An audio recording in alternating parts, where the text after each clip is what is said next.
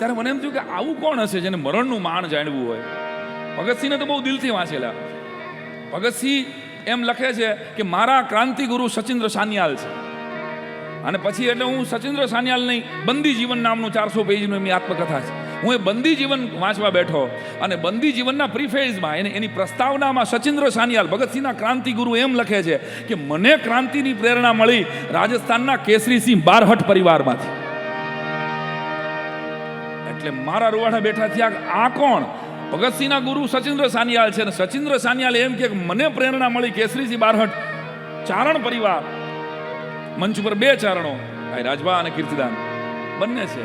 ચારણો ગુજરાતના લોક સંગીતને, ગુજરાતની કવિતાને, ગુજરાતના વીર રસને આજે રળિયાત કર્યું હોય તો એક સમાજ ખૂબ તાળીઓના ગળગળાટથી આપણે વધાવવા જોઈએ. એમ ભાઈથી લઈ અને કીર્તિદાન સુધી અને વિખુદાનભાઈથી લઈને રાજભા સુધી તમામને એકવાર ખૂબ તાળીઓના ગળગળાટથી વધાવો જેને વીર રસને જીવતો રાખે.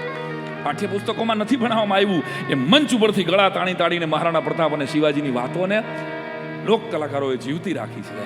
તો આપણા માટે ચારણ એટલે કવિ અને કલાકાર. અને ક્રાંતિવીરની પ્રેરણા સચિન્દ્ર સાન્યાલ એમ કે મને પ્રતાપસિંહ બારહટ અને કેસરીસિંહ બારહટના પરિવારમાંથી મળી છે. કોણ?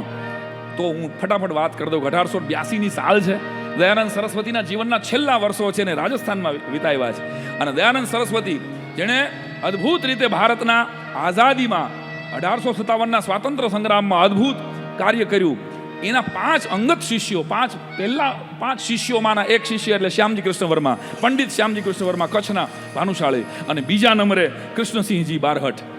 અને કૃષ્ણસિંહજી બારહટ અને શ્યામજી કૃષ્ણ વર્મા બંને જીગરજાન ભાઈબંધો. ઘણો સમય શ્યામજી કૃષ્ણ વર્મા રાજસ્થાન રોકાય. સાંભળજો. અને મારું ચારણ એટલે કદાચ ગુજરાતના મિત્રોને ખબર ના હોય તો કહી દઉં કે રાજસ્થાનના મારું ચારણો પોતાના નામ પાછળ સિંહ લખાવે, જેમ આપણે અહીં દાન લખે કાં તો ભા લખે, એમ રાજસ્થાનના આ બારહટ પોતાના નામ પાછળ સિંહ લખે એટલે કૃષ્ણદેવસિંહ. એ કૃષ્ણસિંહજી ચારણ એ પોતે શ્યામજી કૃષ્ણ વર્માના અંગત મિત્ર. એને 3 દીકરા, કેસરી, કિશોર અને જોરાવર. આ 3 દીકરાઓ દયાનંદ સરસ્વતીના ખોળામાં રમે છે. અને દયાનંદ સરસ્વતી ન્યાયની વાત કરે, ધર્મની વાત કરે. વેદો તરફ પાછા વળજો હે ચારણ, તને ભગવતીનો આશીર્વાદ છે. કૃષ્ણદેવ તારી પાસે એ આશીર્વાદ છે કે તું માતાજીનું આરાધન કરે તો માતાજી હાજરા હાજર થાય. ત્યારે તારી વાણીને વ્યક્તિ માટે નહીં, રાષ્ટ્રભક્તિ માટે વાપરજે. સાંભળજો.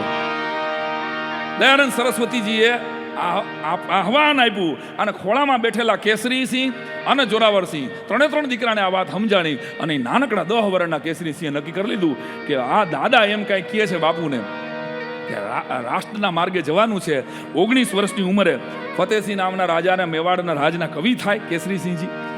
ફોટો દેખાડું છું તમને. આ દાદા કૃષ્ણસિંહજી બારહટ છે. આ કેસરીસિંહજી તમે જોઈ લ્યો, દાઢી અને કાગ બાપુની દાઢી હોય એવી દાઢી લાગે છે. આ એમના દીકરા પ્રતાપસિંહ છે.